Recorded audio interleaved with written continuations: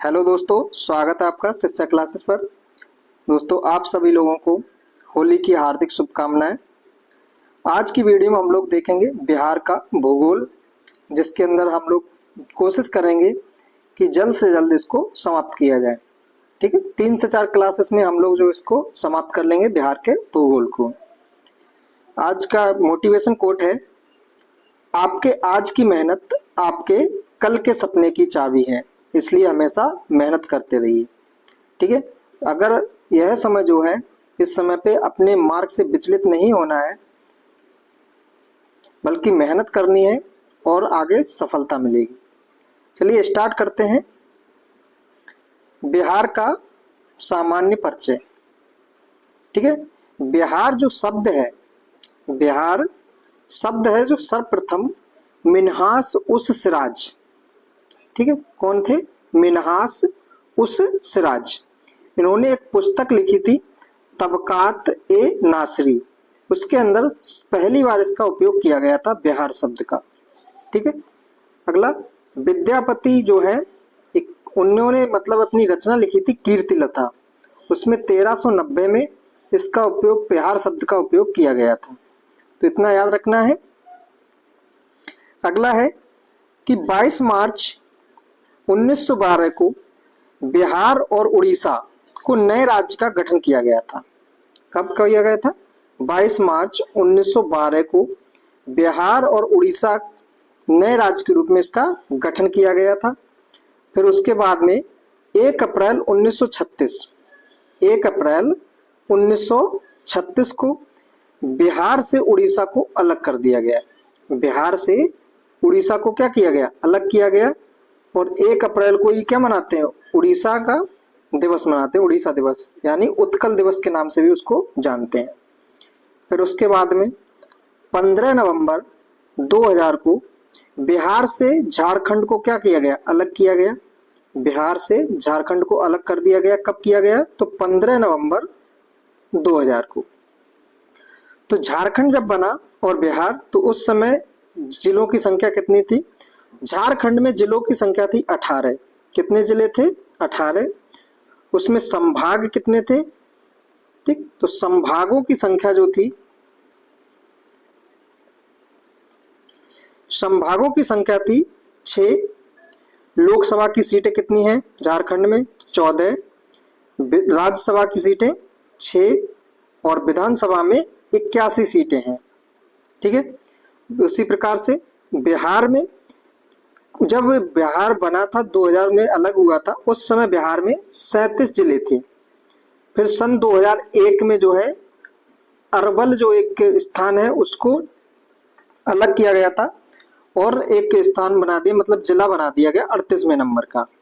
ठीक है, तो बिहार में कुल जिलों की संख्या अगर पूछी जाए तो कितने हैं? 38 हैं। संभाग, तो बिहार में संभाग जो है वो 9 संभाग हैं। बिहार में 40 लोकसभा की सीटें हैं, 16 राज्यसभा की सीटें और 24 जो है 243 विधानसभा की सीटें हैं। ठीक है, 243 किसकी हैं? विधानसभा की सीटें। तो याद रखना है इतना। अगला बिहार की भौगोलिक स्थिति। बिहार जो हमारा, उसकी भौगोलिक स्थिति के बारे में पता करना हमें। ठीक है, तो इसमें क्या देखेंगे? अक्षांशीय विस्तार और देशांतरीय विस्तार देखेंगे। अक्षांशीय विस्तार मतलब अक्षांशीय रेखा, एक समराइज रूप में हम लोग देख लेते हैं थोड़ा थोड़ा। जैसे हमारा ये पृथ्वी है और पृथ्वी पर एक इसके बीचों बीच में एक काल्पनिक रेखा खींची गई जिसे 0 डिग्री रेखा कही गई। ठीक है, तो इस प्रकार से हमारी कई सारी रेखाएं इसके ऊपर पृथ्वी पर काल्पनिक रेखाएं, तो जो इस तरह से रेखाएं हैं लेटी लेटी सी, इनको बोलते हैं अक्षांशीय रेखाएं। और जो हमारी इस तरह से खड़ी खड़ी होंगी ये वाली रेखाएं, इनको बोलेंगे देशांतरी रेखाएं। ठीक है, ये भी कैसे हैं? काल्पनिक हैं। जो अक्षांशीय रेखाएं हैं इनसे तापमान का निर्धारण होता है। किसका निर्धारण होता है? तापमान और जलवायु का निर्धारण होता है। अगला हमारा जो देशांतरी रेखाएं हैं इनसे समय का निर्धारण होता है। ठीक, तो हमारा देशांतरी विस्तार बिहार का कितना कितना है? तो 83 डिग्री कितना है? 83 डिग्री 19 मिनट और 50 सेकेंड ईस्ट। ठीक है, 83 डिग्री 19 मिनट 50 सेकेंड ईस्ट से लेकर 88 डिग्री 17 मिनट 40 सेकेंड ईस्ट तक है। कहने का मतलब 83 डिग्री से लेकर 88 डिग्री तक हमारा कहाँ पे है, तो देशांतरी विस्तार है। अक्षांशीय विस्तार देखा जाए तो 24 डिग्री 20 मिनट और 10 सेकेंड नॉर्थ से लेकर 27 डिग्री 31 मिनट और 15 सेकेंड नॉर्थ तक है। ठीक, ये हमारा क्या है, अक्षांशीय विस्तार है बिहार का। नोट करके याद रखना है हमें कि भारत के संदर्भ में बिहार की स्थिति क्या है, तो उत्तर पूर्वी भारत में है। मतलब भारत के उत्तर पूर्वी वाले स्थान पर क्या है, किसकी लोकेशन है, तो बिहार की है। ठीक है, ये हमारे क्या है, अक्षांशीय विस्तार। तो अक्षांशीय विस्तार कहाँ से कहाँ तक है, 27 डिग्री 31 मिनट और 15 सेकंड से लेकर, और ये हमारा क्या है 24 डिग्री 20 मिनट और 10 सेकंड। इतना हमारा क्या है, अक्षांशीय विस्तार है कि यहाँ तक कितनी रेखाएं इस तरह से हमारी गई हुई हैं। ठीक है, तो जो अंतिम रेखा टच करती है बिहार को वो 27 डिग्री और यहाँ से स्टार्टिंग होती है वो 24 डिग्री पर। इसी प्रकार से देशांतरी, ये वाला पॉइंट जो हमारा है ये देशांतरी वाला है। इस तरह से लाइनें खिंची हुई हैं इस पे। तो जो जहां से स्टार्टिंग हुआ है वो पॉइंट हमारा कितना है, 83 डिग्री, और जहां पे एंड हुआ है वो हमारा 88 डिग्री है। ठीक है, ये देशांतरी विस्तार है। अब बात आती है कि पॉइंट मतलब ये कहाँ पे है, तो ये वाला जो पॉइंट हमारा है ये पश्चिमी चंपारण में है। कहाँ पे है, पश्चिमी चंपारण में। ठीक है दोस्तों, ये वाला पॉइंट हमारा कहाँ पे है, तो पश्चिमी चंपारण में है। यहाँ पे ये देखो, ये हमारा कहाँ पे है, तो किशनगंज। ये कहाँ पे है, किशनगंज। ये हमारा पूछा जाए तो कहाँ पे है, तो गोवा, अरे सॉरी गया, क्या हो जाएगा, गया। और ये वाला हो जाएगा हमारा कैमूर। ठीक है, इनको इतना याद रख लेना हम लोगों को। इनको यहाँ पे नोट कर लेते हैं हम लोग, कौन सा है हमारा। ये वाला हमारा है पश्चिमी चंपारण। पश्चिमी चंपारण ये वाला पॉइंट हो जाएगा हमारा। ठीक है, तो किशनगंज, कौन सा, किशनगंज सबसे पूर्वी बिंदु है। ठीक है, उसकी प्रकार से सबसे पश्चिमी बिंदु पूछा जाए तो कौन सा हो जाएगा, कैमूर। सबसे पश्चिमी बिंदु कैमूर। और सबसे दक्षिणी बिंदु अगर पूछा जाए तो वो हो जाएगा हमारा गया। अब बात आती है कि इनका जो यहां से लेकर पूछा जाए कि पश्चिम से लेकर पूरब तक की टोटल डिस्टेंस जो है वो कितनी है, यहां से लेकर यहां तक का टोटल डिस्टेंस कितना है। ठीक है, तो वो हमारा कितना है, याद रखना है 483 किलोमीटर। 483 किलोमीटर। ठीक है, और यहां से यहां तक की दूरी पूछी जाए उत्तर से दक्षिण तक की, तो हमारी हो जाएगी 345 किलोमीटर। इतना आप लोगों को इसके बारे में याद रखना है। कैसे याद, मतलब क्वेश्चन बनेगा यहाँ से कि बिहार का सबसे पूर्वी बिंदु कौन सा है, तो हो जाएगा किशनगंज। बिहार का सबसे पश्चिमी बिंदु कौन सा है, मतलब पश्चिमी स्थान, तो कैमूर। इसी प्रकार से पूछा जाए उत्तरी बिंदु तो पश्चिमी चंपारण, और दक्षिणी बिंदु पूछा जाए तो गया। और पूछा जाता है कि बिहार का पश्चिम से पूर्व तक की टोटल दूरी कितनी है, तो याद रखना है 483 किलोमीटर। और अगर उत्तर से दक्षिण पूछा जाए तो हो जाएगा 345 किलोमीटर। अब बात आती है कि बिहार का क्षेत्रफल कितना है, तो बिहार का टोटल क्षेत्रफल है 94,163 वर्ग किलोमीटर। 94,163 वर्ग किलोमीटर है। भारत के कुल क्षेत्रफल जो मतलब भारत का कुल भूभाग है उसका 2.86% है। कितना है, 2.86% है। ठीक है, आगे देखते हैं हम। ये हमारा है पश्चिमी चंपारण, किशनगंज, कैमूर, गया, ठीक। और पश्चिम से मतलब उत्तर से दक्षिण अगर दूरी पूछी जाए तो कितनी हो जाएगी, 345 किलोमीटर। और यहाँ से हमारे पश्चिम से पूरब पूछा जाए तो कितनी हो जाएगी, 483 किलोमीटर, ठीक है। ये हमारे क्या है, बिहार के पूर्वी और दक्षिणी बिंदु हमारे। अब आती है कि बिहार की सीमा किस देश से लगती है और कितने राज्यों से लगती है। तो उत्तर में जो है बिहार की सीमा कहाँ, उत्तर में बिहार की सीमा जो लगती है वो नेपाल के साथ में लगती है। किसके साथ में लगती है, नेपाल के साथ में। इसी प्रकार से अगर पश्चिम में पूछा जाए, पश्चिम में, तो पश्चिम में उत्तर प्रदेश के साथ में लगती है। दक्षिण में झारखंड के साथ में सीमा साझा करता है बिहार।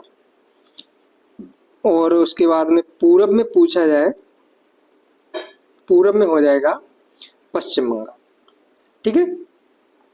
यहाँ पे देखिए उत्तर में क्या है हमारा, नेपाल, पूरब में हमारा पश्चिम बंगाल, दक्षिण में हमारा झारखंड है, और इसी प्रकार से पश्चिम में पूछा जाए तो उत्तर प्रदेश। अब बात आती है कि नेपाल के साथ में बिहार के कितने जिले जो है सीमा साझा करते हैं, या कौन कौन सा जिला सीमा साझा करता है, तो इनको देखते हैं। तो हमारा कौन कौन सा है, पश्चिमी चंपारण, ठीक है। कौन सा है, पश्चिमी चंपारण। उसके बाद में पूर्वी चंपारण, पश्चिमी चंपारण, पूर्वी चंपारण, ये हमारे नेपाल के साथ में। अगला इसमें सीतामढ़ी, मधुबनी, सुपौल, यहाँ पे हमारा अलग हो जाएगा अररिया, और उसके बाद में किशनगंज, ठीक है। कौन कौन से हैं, पश्चिमी चंपारण, पूर्वी चंपारण, सीतामढ़ी, मधुबनी, सुपौल, अररिया और किशनगंज, ठीक है। ये हमारे क्या है, बिहार के जिले हैं जो किसके साथ में सीमा साझा करते हैं, नेपाल के साथ में। अगला यहाँ पे किसके साथ में, पश्चिम बंगाल के साथ में। तो पश्चिम बंगाल के साथ में कौन कौन से हैं, किशनगंज, उसके बाद में पूर्णिया और कटिहार। किशनगंज, पूर्णिया, कटिहार, किशनगंज, पूर्णिया, कटिहार, ये किसके साथ में, तो पश्चिम बंगाल के साथ में सीमा साझा करते हैं जिले, 3 जिले। अगला झारखंड के साथ में बिहार के कौन कौन से जिले करते हैं, तो यहाँ से देखिए पहला हमारा कटिहार, कटिहार का सीमा यहाँ से टच हो रही है झारखंड की, ठीक है। उसके बाद में हमारा भागलपुर, बांका, जमुई, नवादा, गया, औरंगाबाद, रोहतास, ठीक। ये हमारे यहाँ से देखिए, अगर तुम्हें लगता होगा कि कैमूर है तो कैमूर नहीं है। कैमूर की सीमा इतना मतलब हमारा देखिए यहाँ से हमारा ये वाला जो हिस्सा है ये रोहतास है, ठीक है। और कैमूर की सीमा यहीं पे समाप्त हो जाती है, तो इस वजह से यहाँ तक इसमें टच नहीं हो पाता है। तो इसको भी लिख लेते हैं इनको देख लेंगे। उत्तर प्रदेश की कौन कौन से मतलब लगते हैं जिले, तो यहाँ पे देखिए पश्चिमी चंपारण गोरखपुर के साथ में सटा हुआ है हमारा, गोपालगंज, सिवान, यहाँ पे हमारा सारण, यहाँ पे भोजपुर, बक्सर और कैमूर, ये हमारे किसके साथ में लगते हैं, तो उत्तर प्रदेश के साथ में जिले लगते हैं बिहार के। आइए अब इनको हम एक एक करके समझते हैं, लिख लेते हैं। जैसे नेपाल से सटे जिले, नेपाल से सटे जिले कौन कौन से थे, पश्चिमी चंपारण, पूर्वी चंपारण, सीतामढ़ी, मधुबनी, सुपौल, अररिया और किशनगंज। कौन कौन से हैं, पश्चिमी चंपारण, पूर्वी चंपारण, सीतामढ़ी, मधुबनी, सुपौल, अररिया और किशनगंज। ये हमारे किसके साथ में है, तो नेपाल के साथ में सटे हुए जिले हैं। यहाँ से क्वेश्चन कैसे बन सकता है, तो बोलेगा कुछ 4-5 ऑप्शन दिए होंगे, उनमें से बोलेगा इनमें से कौन सा जिला नेपाल के साथ में सीमा साझा नहीं करता है। एक तो इस तरह से क्वेश्चन पूछ सकता है, या फिर इस तरह से क्वेश्चन पूछेगा कि कौन सा जिला जो है बिहार का नेपाल के साथ में सीमा साझा करता है। इस तरह के क्वेश्चन बनते हैं। तो नेपाल के साथ में हम लोग समझ चुके हैं। अगर इनकी काउंटिंग देखी जाए तो कितने हैं, तो हमारे हो जाएंगे 1 2 3 4 5 6 और 1 7। टोटल कितने जिले लगते हैं, 7 जिले लगते हैं। ठीक है, अगला देखते हैं पश्चिम बंगाल के साथ में। किसके साथ में, पश्चिम बंगाल के साथ में। तो पश्चिम बंगाल के साथ में कौन कौन से हैं, अभी देखे थे, किशनगंज, पूर्णिया और कटिहार। किशनगंज, पूर्णिया, कटिहार, ये हमारा रहा किशनगंज, उसके बाद में पूर्णिया और यहाँ पे कटिहार। ठीक है, ये हमारे हैं। देखिए यहां से हमारा दिख रहा होगा ये वाला हिस्सा, यहाँ पे हमारा खत्म हो जाता है पश्चिम बंगाल। ठीक है, तो अगर देखा जाए तो ये वाली इसकी सीमा इसके साथ में नहीं लगती है, अगर भोजपुर का देखा जाए।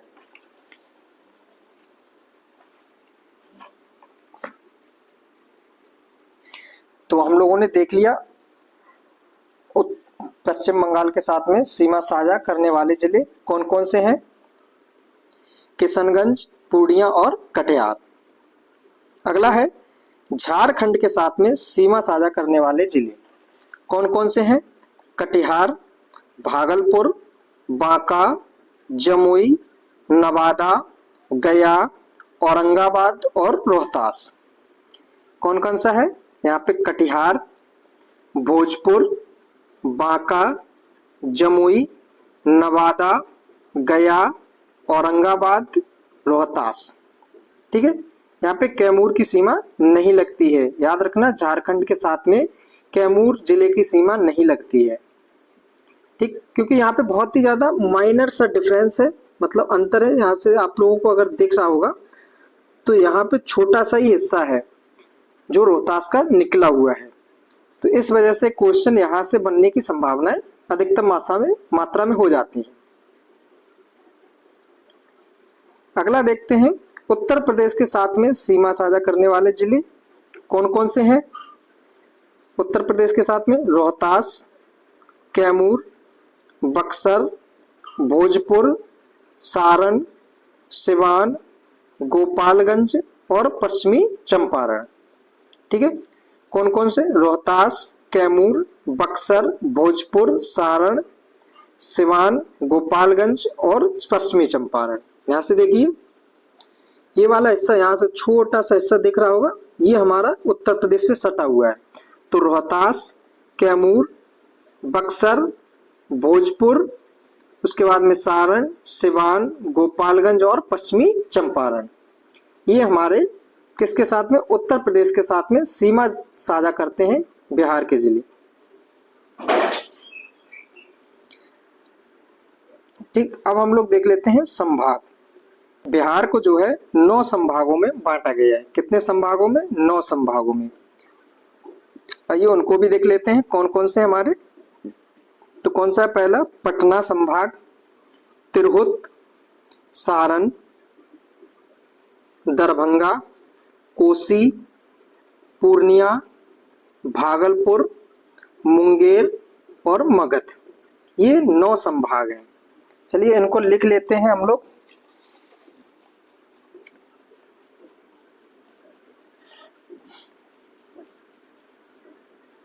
संभाग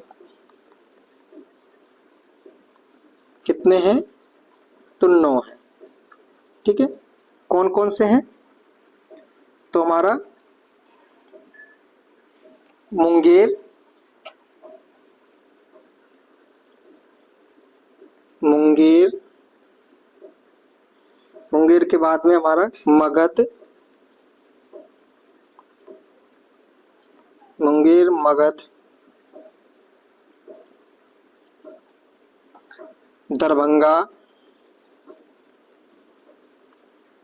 पूर्णिया, भागलपुर, कोसी, सारण, ठीक है। उसके बाद में हमारा तिरहुत, तिरहुत।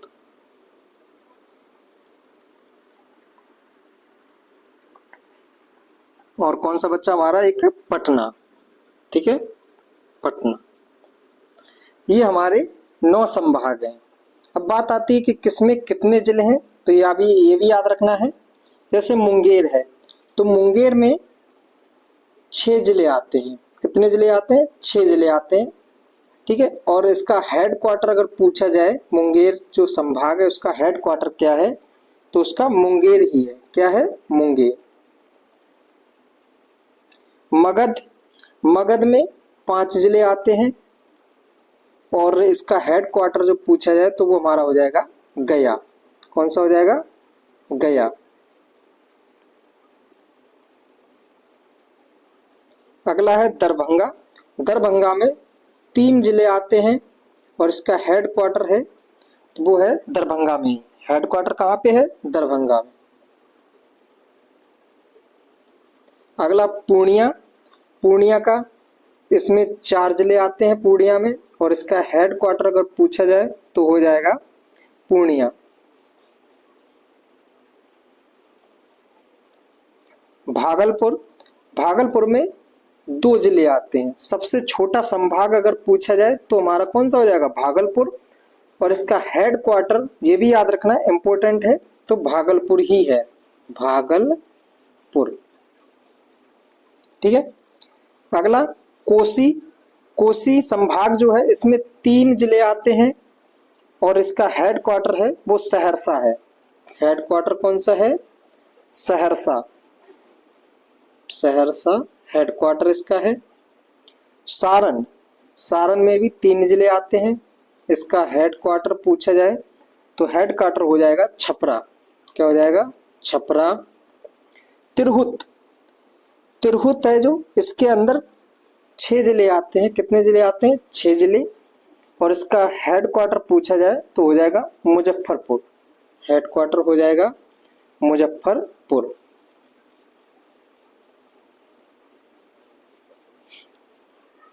मुजफ्फरपुर, ठीक है, ये हेड क्वार्टर इसके हैं। अगला पटना। तो पटना में भी 6 जिले आते हैं और इसका हेड क्वार्टर अगर पूछा जाए पटना का तो पटना ही है, पटना। टोटल कितने संभाग हो गए? 9 संभाग, ठीक है। तो हमें ये याद रखना है किसमें कितने जिले आते हैं। ये वाला छोटा जो पूछा गया कि सबसे छोटा कौन सा संभाग है, तो हमें ये याद रखना है भागलपुर है, इसमें 2 जिले आते हैं। और इनकी संख्या तो याद रहनी चाहिए कि मतलब किसमें कितने जिले आते हैं, भले ही उनके नाम याद रहे या ना रहे, ठीक है, ये इम्पोर्टेंट नहीं है, परंतु इतना तो याद रहना ही चाहिए। इम्पोर्टेंट तो काफ़ी चीज़ें हैं, देखो एग्ज़ाम है उसमें पता नहीं कर सकते हैं कितना इम्पोर्टेंट है कौन सा इम्पोर्टेंट नहीं है, परंतु हम लोगों को तो सारा पढ़ना है। आइए इनको देख लेते हैं कि कौन कौन से जिले किस में आते हैं। जैसे पटना वाला हमारा है तो ये रेड रेड जो दिख रहा है इसके अंदर कौन कौन से जिले आते हैं वो देख लेते हैं। पहले हमारा नालंदा, ठीक है, नालंदा। उसके बाद में पटना, भोजपुर, बक्सर, रोहतास और कैमूर, ये हमारे जिले आते हैं पटना संभाग के अंदर। कौन कौन से हैं? नालंदा, पटना, भोजपुर, बक्सर, रोहतास और कैमूर, ठीक है। आप लोग इनको नोट भी कर लेंगे। अगला देखते हैं हम लोग तिरहुत। कौन सा? तिरहुत। तो तिरहुत वाला हमारा कौन सा क्षेत्र? ये वाला क्षेत्र हमारा तिरहुत है। इसमें कौन कौन से आ रहे हैं? तो पश्चिमी चंपारण, पूर्वी चंपारण, सीतामढ़ी, मुजफ्फरपुर और उसके बाद में हमारा आ जाएगा यहाँ पे वैशाली, ठीक है। ये हमारे किस में आते हैं? तिरहुत संभाग में आ रहे हैं, ठीक है। उसके बाद में एक और यहाँ पे दिया गया शिवहर, यानी कि शिवहर। शिवहर भी हमारा कौन कौन से हो गए? पश्चिमी चंपारण, पूर्वी चंपारण, सीतामढ़ी, शिवहर, मुजफ्फरपुर और उसके बाद में वैशाली, ये हमारे हो गए तिरहुत। अगला है सारण। तो सारण में 3 जिले आ रहे हैं। कौन कौन से हैं? गोपालगंज, सिवान और सारण। गोपालगंज, सिवान और सारण ये हमारे किस में आ रहे हैं? तो सारण संभाग में। अगला दरभंगा, तो दरभंगा में कौन कौन से आ रहे हैं? मधुबनी, दरभंगा और समस्तीपुर। मधुबनी, दरभंगा और समस्तीपुर ये 3 जिले आ रहे हैं हमारे किस में? तो दरभंगा संभाग में। अगला है कोसी संभाग, तो कोसी में आ रहे हैं हमारे सुपौल, मधेपुरा और सहरसा। सुपौल, मधेपुरा और सहरसा, ठीक है। और कोसी संभाग जो है उसका हेडक्वार्टर भी बताया था, कौन सा था? सहरसा था। अगला हमारा पूर्णिया, कौन सा? पूर्णिया संभाग। पूर्णिया संभाग में कौन कौन से? अररिया, किशनगंज, पूर्णिया और कटिहार। कौन कौन से हैं? 4। अररिया, किशनगंज, पूर्णिया और कटिहार ये हमारे किस में है? तो पूर्णिया वाले संभाग के अंतर्गत है। अगला है भागलपुर, तो भागलपुर में 2 हैं, सबसे छोटा है भागलपुर और बांका। 2 जिले कौन कौन से याद रखना है? इन दोनों को तो याद रखना है, भागलपुर और बांका। उसके बाद में मुंगेर, तो मुंगेर में कौन कौन सा हमारा है? मुंगेर में है शेखपुरा, शेखपुरा, उसके बाद में जमुई, मुंगेर, खगड़िया। खगड़िया हमारा कहाँ पे है? और बेगूसराय। बेगूसराय, लखीसराय, बेगूसराय, लखीसराय और यहाँ पे हमारा खगड़िया, ठीक है। ये हमारे किसके साथ में है? तो मुंगेर वाले संभाग में। कौन कौन से हैं? खगड़िया, मुंगेर, बेगूसराय, लखीसराय और शेखपुरा, उसके बाद में जमुई ये हमारे किसके साथ में है? तो मुंगेर के, मुंगेर संभाग जो है उसके जिले हैं। अगला है मगध, ये वाले मगध वाला क्षेत्र है, इसमें कौन कौन से आते हैं? तो हमारा आ जाएगा पहले नवादा, गया, उसके बाद में हमारा अरवल, औरंगाबाद, ठीक है। कौन कौन से हमारे हैं इसमें? गया, औरंगाबाद, जहानाबाद, यहाँ पे लिखा है जहानाबाद। जहानाबाद से ही अलग हुआ हमारा कौन सा? अरवल वाला, ठीक है। कब हुआ था? तो 2001 में हुआ। कब हुआ? 2001 में, ठीक। और कौन से नंबर का है पूछा जाए तो ये 38वें नंबर का जिला है। तो कौन कौन से हो गए इसमें? जहानाबाद, अरवल, गया, नवादा और औरंगाबाद ये हमारे किसके हैं? तो मगध संभाग जो है उसके हैं। तो हम लोगों ने देख लिया इनके संभागों की संख्या कितनी है बिहार में, तो 9 है। संभाग पूछा जाए तो 9 है। उनके हेडक्वार्टर भी देख लिए और उनमें कितने कौन कौन से जिले आते हैं वो भी देख लिए। आगे देखते हैं बिहार की भौतिक स्थिति। बिहार जो है उसकी भौतिक स्थिति, जो आंतरिक संरचना है वो कैसी बनी हुई है, ठीक है। तो हमारा क्या है? आर्कियन क्रम की चट्टान है, बिंद क्रम की, इनके 4 भागों में बांटा गया है। आर्कियन क्रम की चट्टान, बिंद क्रम की चट्टान, टर्सरी और क्वाटरनरी। तो इसमें जो हमारी आर्कियन है वो सबसे पुरानी चट्टानें हैं। आर्कियन चट्टानें सबसे पुरानी चट्टानें हैं, ठीक है।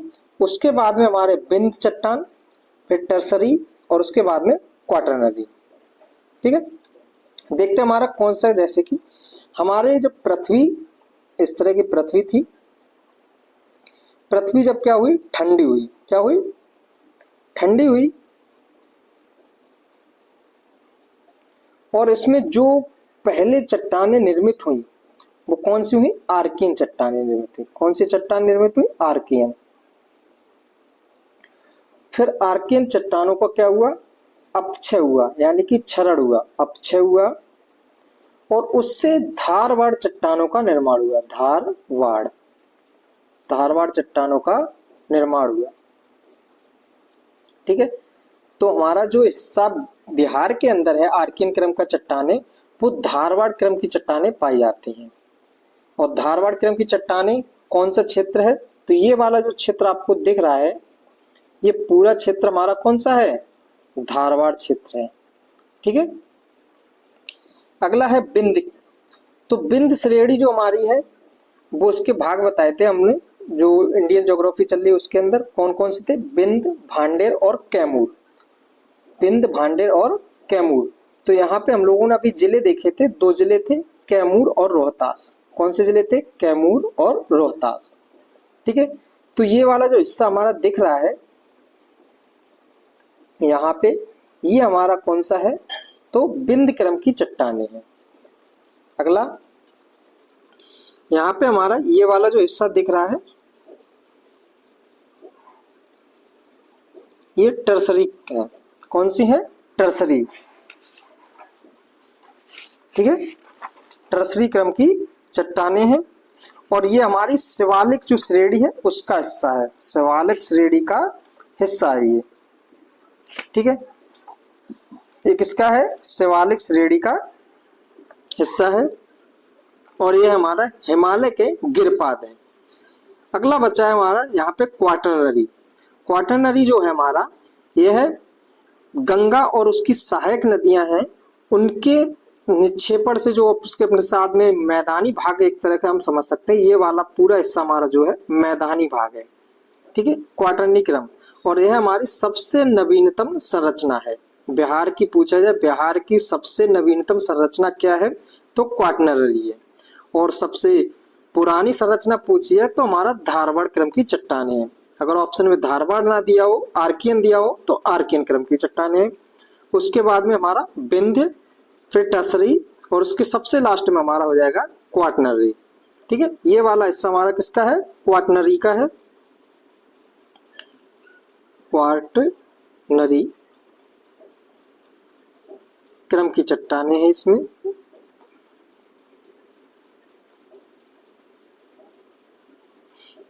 एक सेकंड,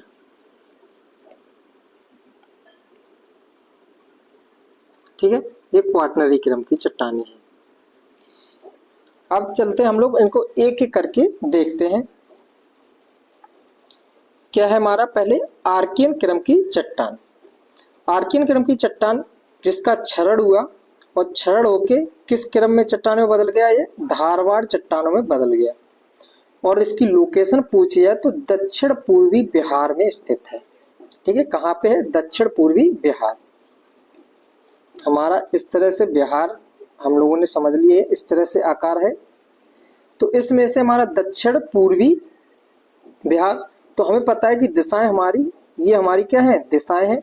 तो दक्षिण पूर्वी बिहार हमारा कौन सा हो गया? ये वाला हिस्सा हमारा क्या हो गया? दक्षिण पूर्वी बिहार। ठीक है, तो ये हमारे किससे निर्मित है? तो आर्कियन क्रम की चट्टानें या धारवाड़ क्रम की चट्टानों से निर्मित है। बिहार की सबसे पुरानी संरचना है ये, बिहार की सबसे पुरानी संरचना है। और इसके अंतर्गत कौन कौन से जिले आते हैं? जमुई, मुंगेर, नवादा। कौन कौन से? जमुई, मुंगेर, नवादा। और इसी में खड़गपुर की पहाड़ियां भी आ जाती हैं। कौन सी आ जाती हैं? खड़गपुर की पहाड़ियां। यहाँ से ये वाला पॉइंट काफी ज्यादा इंपॉर्टेंट है, इसको बाकी याद रहे ना रहे, परंतु ये जरूर याद रहे।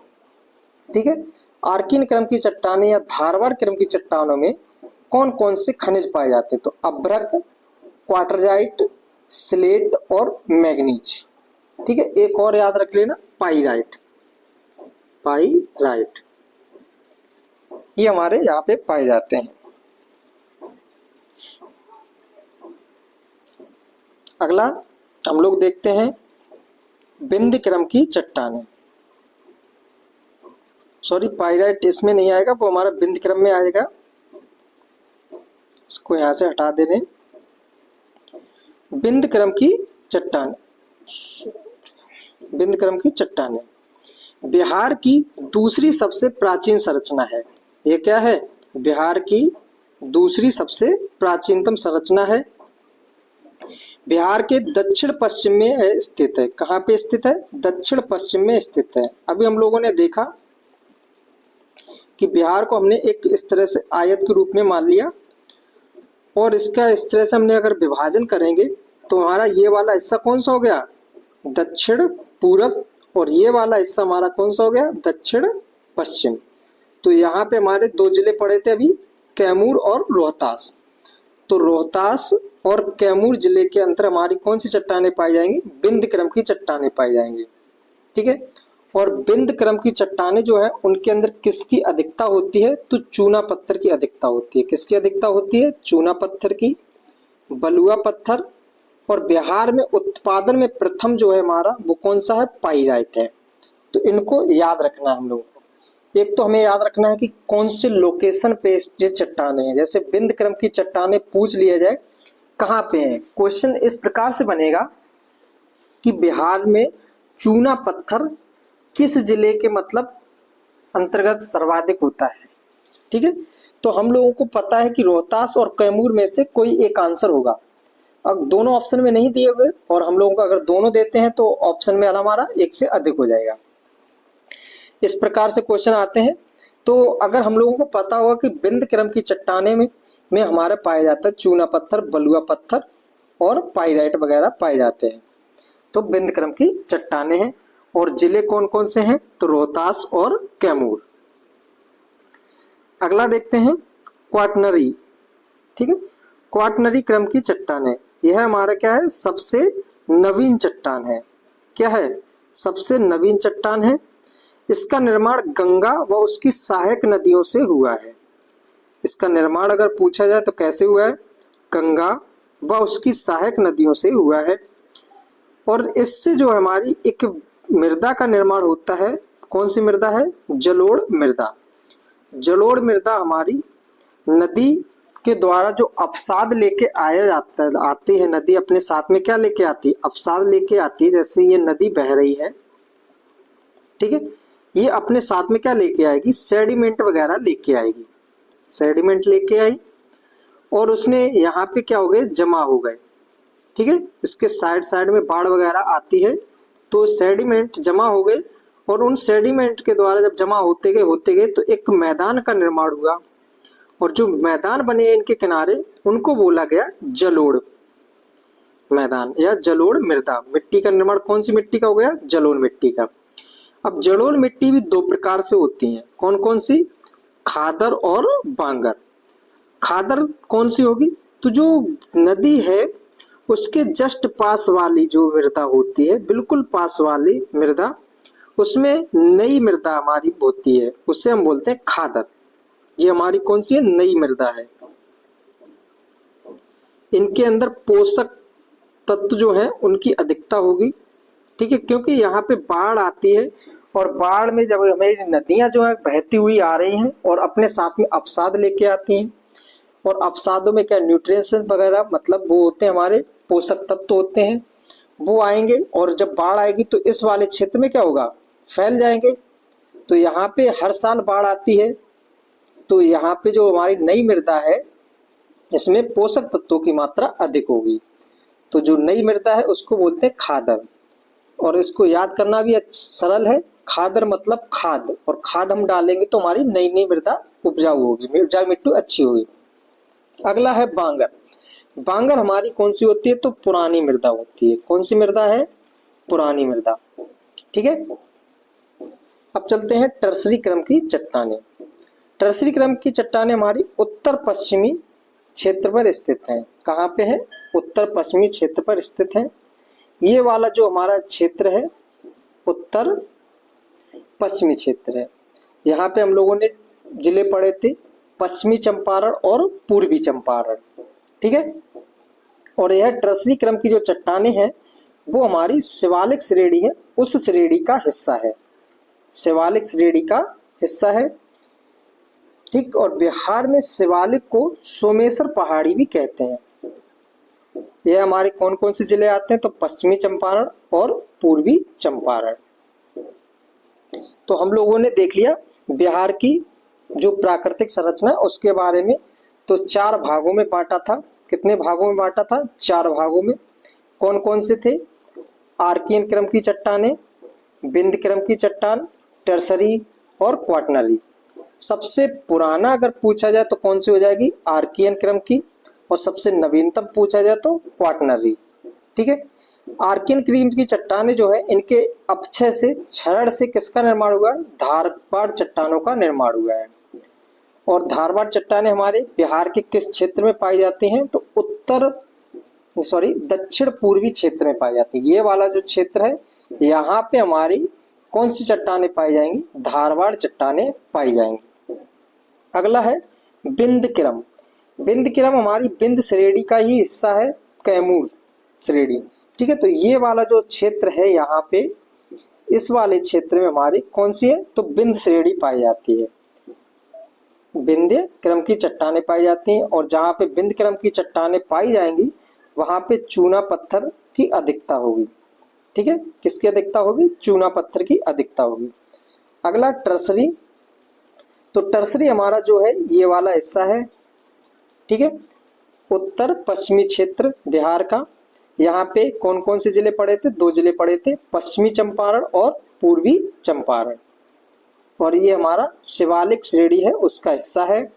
और यहाँ पे एक पर्वत श्रेणी है जिसका नाम सोमेश्वर पर्वत चोटी है। क्वाटनरी है, ये हमारा क्वाटनरी, ये बीच वाला क्षेत्र है। ये गंगा और उसकी सहायक नदियों के द्वारा क्या किया गया है? मैदान का निर्माण हुआ है। और इसमें हमारी जलोढ़ मृदा जो बनी है, जलोढ़ मृदा को 2 भागों में पड़ा। एक हमारी कौन सी थी? तो नवीन जलोढ़ मृदा और पुरानी जलोढ़ मृदा।